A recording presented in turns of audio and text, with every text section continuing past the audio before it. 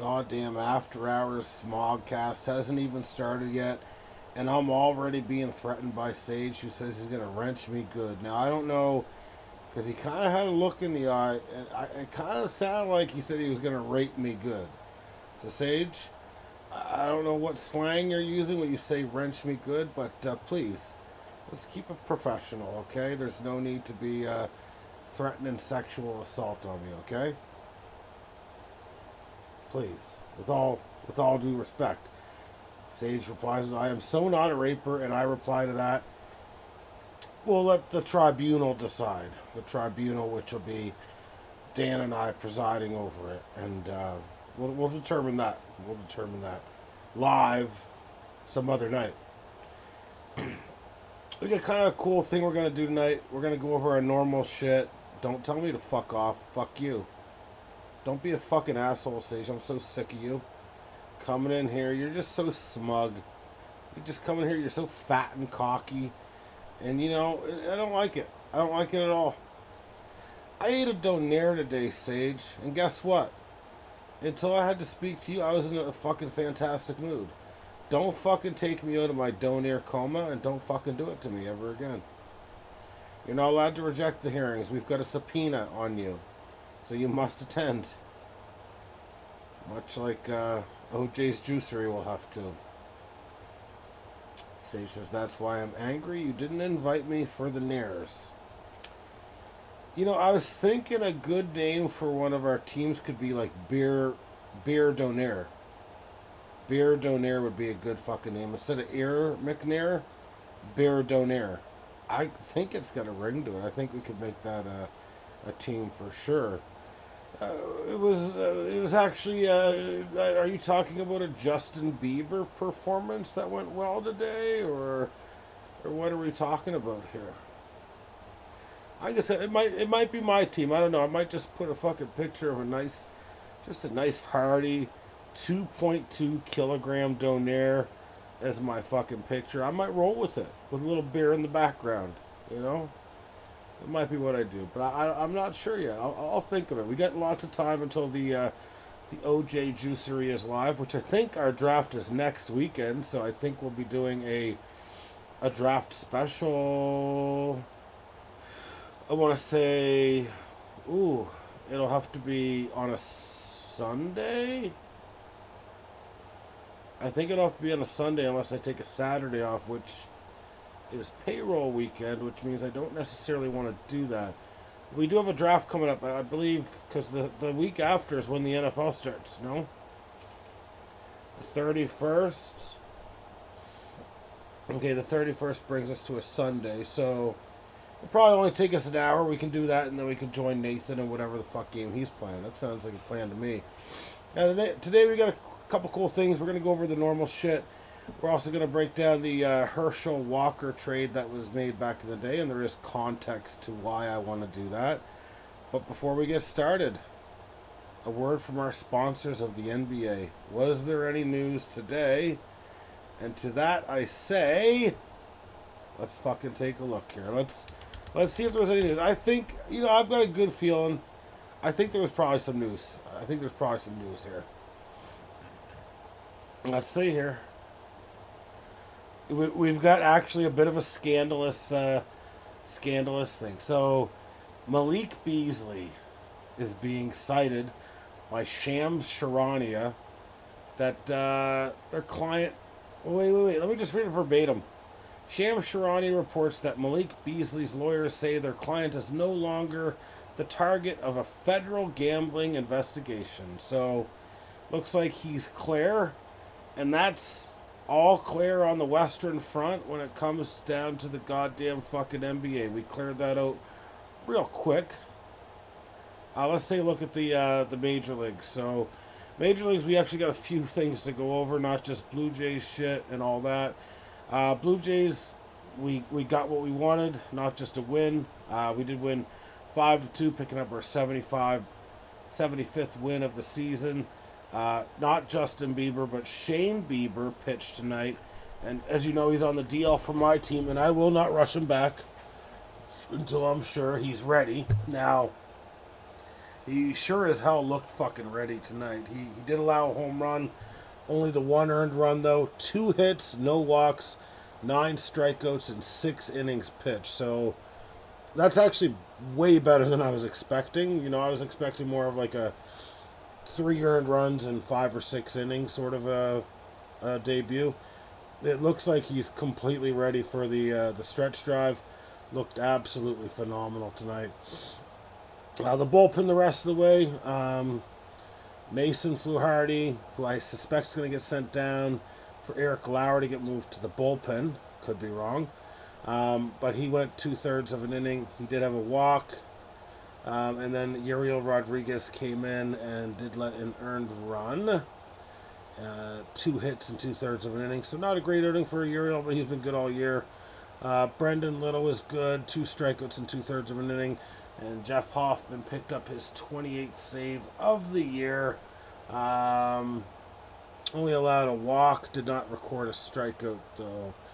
Offensively, let's just kind of go through this real quick. George Springer, 1 for 4. Madison Barger, 1 for 4. Bo Bichette, 1 for 3 with a walk. Alejandro Kirk, 1 for 3 with 2 runs scored and a walk.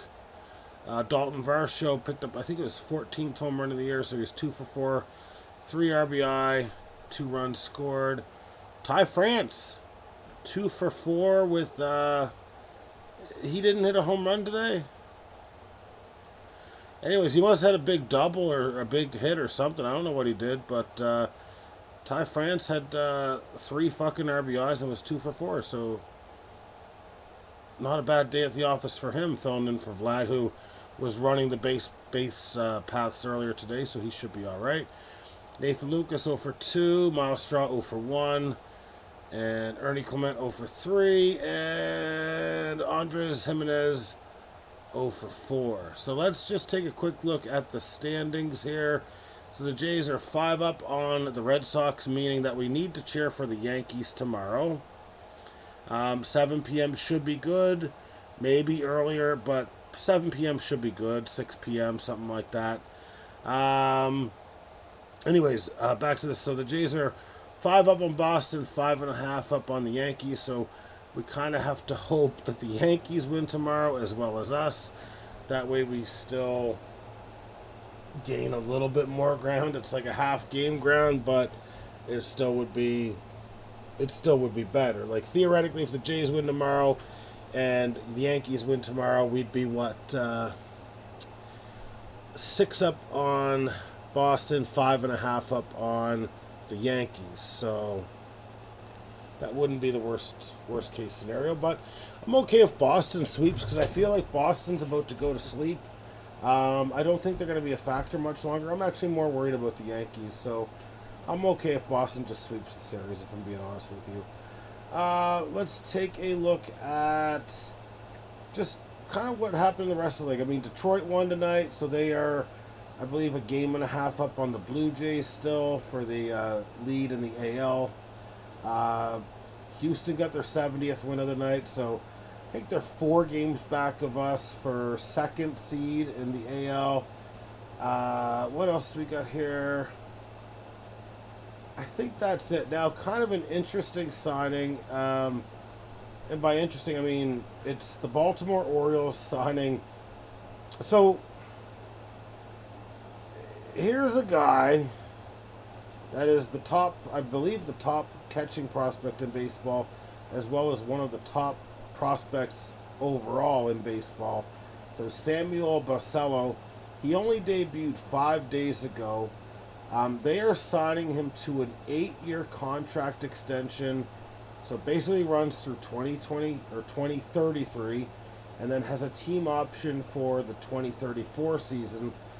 Deal is worth $67 million, and could bump up to 88.5. So kind of the structure of the deal is going to be 26, 27, 28, all at $1 million. So that would be where he's getting paid the veterans minimum. Then basically what they're doing is they're buying out a couple of years of arbitration. That certainly doesn't kick in until like the 6, 7, 8, 9 season, blah, blah, blah. But $4 million in 2029, $7 million in 2030. I didn't mean to click that. $11 million in 2031, 15 in 2032, 15 in 2033, and then a team option for $18 million in 2034. You see a lot of teams do this where Ronald Acuna with Atlanta, for example, where you sign them very early in their career. You buy out some of the arbitration because if this guy pans, and obviously they think he's going to cost a hell of a lot more than like 11, 15, and 15. You know, it's probably going to be looking a lot more than that. So interesting. Now, is he going to be like the guy? Is he going to be the guy behind the plate? And then they're going to move Adley Rutschman to like first base? I don't have the answer to that. I have not done the research, nor do I care to do the research. It's a good problem to have when you got two catchers that are kind of considered, franchise types of guys. I was asked earlier in the year if I think that Adley Rutschman will be a Hall of Famer, and the quick answer is no, I don't. I don't think so at all. But I get that a lot of these young kids nowadays want to, basically act like, they know everything and that sort of thing. Well, they don't know fucking shit. They don't know jack shit. If they think they do, they can come join us in OJ's Juicery, and we'll show them how much they fucking know. So here we go. NFL news. We've got Taylor Morton, a right tackle, signing a 2-year, $44 million contract extension with the Carolina Panthers. I actually think the Carolina Panthers are going to be okay this year. And by okay, I mean they are going to be better than the Saints. Could they be better than the Falcons and some of the other teams? Absolutely. I think Bryce Young's going to have a big year. Yeah, you heard it here first. I think Bryce Young's going to have a fucking really good year. There you go. You heard it here first. This here, so it looks like the Vikings have inquired about a trade for the Carolina Panthers wide receiver Adam Thielen. I don't think it'll happen, to be honest. I kind of feel like Carolina would like to keep him as a option for a young quarterback, so I don't think that's going to happen there. We've got Rich Kamini saying that Mason Taylor, son of Jason Taylor, is going to have a major role on offense this season. Well, you play for the Jets. The Jets don't have any other fucking tight ends. Maybe fucking Ty fucking Conklin. So you're probably fucking right, Rich. He was like a second-round draft pick. What the fuck, man? Stop fucking connecting dots and playing with fucking Lego that any fucking kid could fucking connect here. Don't be a fucking idiot there, Rich. Dumb motherfucker. Hunter Renfrow may not be a lock to make the Carolina Panthers 53-man roster. Well, of course. He retired not that long ago. The San Francisco 49ers picked up running back Brian Robinson from the Washington Redskins in exchange for a 6th-round pick. This will save the Redskins $3.3 million against the cap. He had roughly 800 yards last year with 8 touchdowns and was an absolute fucking disaster. So I don't know. It's an insurance policy for when Christian McCaffrey pops out his other fucking Achilles. I don't know. I mean, it's not bad pickup, 6th-rounder, but I mean, you couldn't get a 6th-rounder in the draft to run for you and just fucking. He's averaging 4.1 yards per carry in his career. So I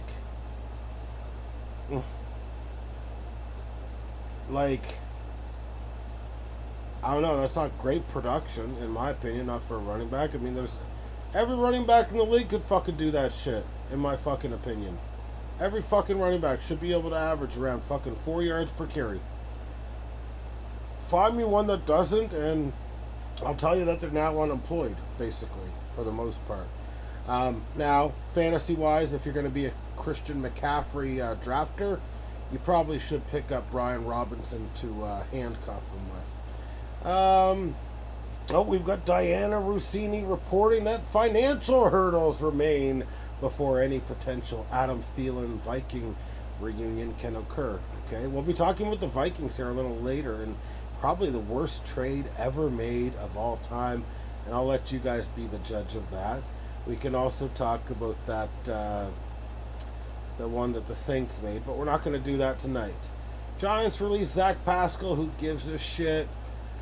And this is where this is what prompted me to do this tonight. So I'm actually going to read this here. And this is why we're going over the fucking Herschel Walker trade. So ESPN's Jeremy Fowler said that the Cowboys would need a Herculean offer to consider trading edge Micah Parsons. Okay, cool. So he's using the Cowboys' 1989 Herschel Walker trade as an example. Okay.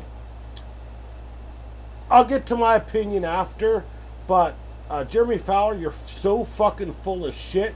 You should be in a goddamn chicken coop. How much fucking shit you're feeding people. You shouldn't be a fucking journalist. Get the fuck out of my fucking way. Now, he does add that there are teams out there interested. First one being named, Green Bay Packers, Arizona Cardinals, Baltimore Ravens, probably some other fucking teams too, but no one gives a fuck about the other ones except for Green Bay. We've got Buccaneers signing cornerback Trey Avery, formerly of the Patriots, to a contract. Patriots waiving Jaheim Bell, don't give a hell. Looks like Derek Harmon is going to miss a month, so he might end up on the injured reserve to start the year. And then we've got Diana Rossini report being fucking reported again, so good work there, fucking Roto World, you dumb motherfuckers. Why are they repeating their articles? Texans released Dalton Keene, who gives a fuck? And then we've got it coming back to the Vikings are not likely to trade for Panthers Adam Thielen at this point. Okay, so he literally fucking pumped the fucking tires all fucking day just to get fucking clickbait. You had 4 fucking articles. It's just fucking unfucking believable. So here, we're gonna get into it. So do I think that Micah Parsons is going to fetch what Herschel Walker did? Actually, I'll make a poll. You guys can answer it the way you want. Because if you don't know about the trade, that's okay. You can answer it the way you want. Will Micah Parsons fetch as much as the Herschel Walker trade? I don't want you guys going on ChatGPT or Google AI or whatever. I want you guys to give me an honest answer. And then I'll put up a secondary poll to it as well. It's probably worse than the Babe Ruth trade, actually. It is probably worse than the Babe Ruth trade. We've got our first no-win. I know Babe Ruth was traded for like $100,000 or some shit. This is actually worse. This is so bad, actually. Like, you guys can obviously tell which side of the fence I'm leaning towards, so I'm sure you'll all say no. He was traded for $100,000, which back then was $16 billion. That's how much it was worth back in those days. I did the math, I did the inflation, I did the brass taxes, and I figured it all out. I figured it all out for you, Zassos. $16 billion. It's basically what took Boston to fucking NASA years later. So don't talk to me about that, okay? But no, it is such a disaster of a trade. I actually want to save it for the end here. So let's quickly run down what's going on in the Pete Rose Bowl Cut, the greatest league ever assembled, created by yours truly. We've got a 12-4 lead, and that's awesome team against the Dark Sliders. 13-3 lead, Alejandra's astounding team against Vlad the Impalers. Graham's great team isn't looking as great as yesterday's, up 9-6. And then we've got Jacob Wilson, shortstop of the Oakland Athletics, being dropped by Vlad the Impalers. We've got Josh Hader, who won't pitch the rest of the year, being dropped by a Nets awesome team as well. Austin Riley, who will not play again, third baseman for the Braves, also dropped. So we're all up front there. We're all squared away. So I'm going to break this trade down. It is absolutely fucking insane. And Ricky Williams was the other trade I was referring to. Ricky Williams had a crazy trade, basically an entire draft class. This is fucking ridiculous. All right. So we need to know that. Okay, here's what we need to know. Herschel Walker was one of the top running backs in the league. They considered trading Michael Irvin as well until Al Davis told Jimmy Johnson that you'd be kind of a fucking dipshit to fucking trade Michael Irvin. So they were like, all right, let's trade Herschel Walker. So the Minnesota Vikings got Herschel Walker, so former All-Pro running back, one of the best in the game at the time, because they were looking to go to a Super Bowl. They were a good team apparently at this time. I mean, I was not around in 1989 to see this shit come to fruition. So you got Herschel Walker going to the Minnesota Vikings, as well as a third rounder from Dallas, San Diego's 5th round pick in 1990 draft, Dallas's 10th round pick in the 1990 draft. They don't do 10 anymore. They should do 10. And then Dallas's 3rd round pick in 1991. So that's what you got going to Minnesota. Now, of course, a running back, Darren Nelson, was involved in this trade. He got traded over to San Diego, and that's why Minnesota gets the 5th round pick. But then, I believe they actually get... Here's what Dallas got in this trade. So they got 5 players. So we know Darren Nelson gets flipped over. We know that Jesse Solomon, David Howard, Isaiah Holt, and Alex Stewart. So 5 players come back. Now, the conditions that they put on these players, because Minnesota was so stupid, they thought that they would actually keep these fucking players on their fucking roster. So they put fucking conditions on it. So if you cut a guy or you trade a guy, you'd get a certain pick. So I'm going to read you the rest. This is what it actually becomes, because they picked up all these players, blah, blah, blah, plus picks. So here are the picks they picked up that were not under condition. A 1st rounder in 1990 from Minnesota, a 2nd rounder 1990 from Minnesota, as well as the 6th rounder from Minnesota in 1990. Okay? So what the trade actually becomes is in 1991, they get a 1st round pick in that draft because they cut Jesse Solomon, a linebacker. They also got a 2nd rounder in 1991 because they cut David Howard. Furthermore, they get a 1st round pick in the 1992 draft by cutting Isaiah Holt. They get a 2nd rounder because they traded away David Nelson, or Darren Nelson. And then finally, they get a 3rd round pick in the 1992 draft for cutting Alex Stewart. So you're talking, in 1990, they had a 1st, a 2nd, and a 6th round pick. In 1991, they had a 1st, a 2nd, and that's it. And then in 1992, a 1st, a 2nd, and a 3rd. So that's 1, 2, 3, 4, 5, 6, 7, 8 picks. And 7 of them are in the top 3, 3 of them are in the 1st round, and 3 of them are in the 2nd round. So that's absolutely atrocious. I'm going to take a look at a couple things. Like, first off, let's take a look at, like, what Herschel Walker was when this trade happened. And how old was he, too? Good questions. To see if Minnesota was just completely fucking bamboozled in this fucking trade. And he wasn't even doing that good. It almost seems like tampering. Like, this guy wasn't even that good. He started out as a 24-year-old rookie. This guy's not even in the Hall of Fame. He's not even as good as fucking Frank Gore. He's got 8,225 fucking yards in his career. He had a big year in 1988, 1,514 yards. Then in 1989, he played for 2 teams, so obviously the trade must have took place in the middle of the year. But he only had 915 yards that year. He only had one more year in his career where he had over 1,000, and that was with Philadelphia.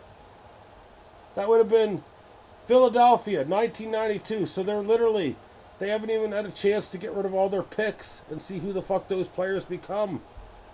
Like, I am so appalled.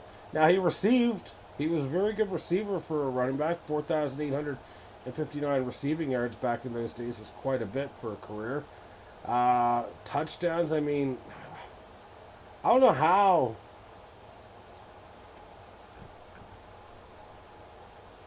I don't know how that happens. This guy wasn't even that good. All right, let's look up what those players become.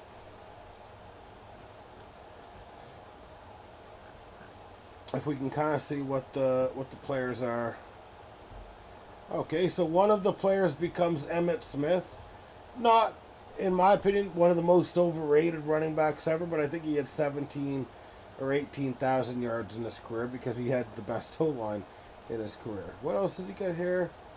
Can I just, you know what? Let me just Google it because I don't know who half these players are, honestly.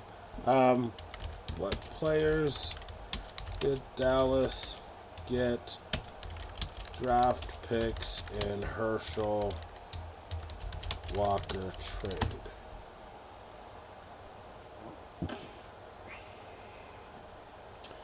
So they got Emmitt Smith, Alexander Wright, James Williams, Alvin Harper, Dixon Edwards, Darren Woodson, Kevin Turner. I don't know. These guys are probably good. I don't know how many of them became like fucking great.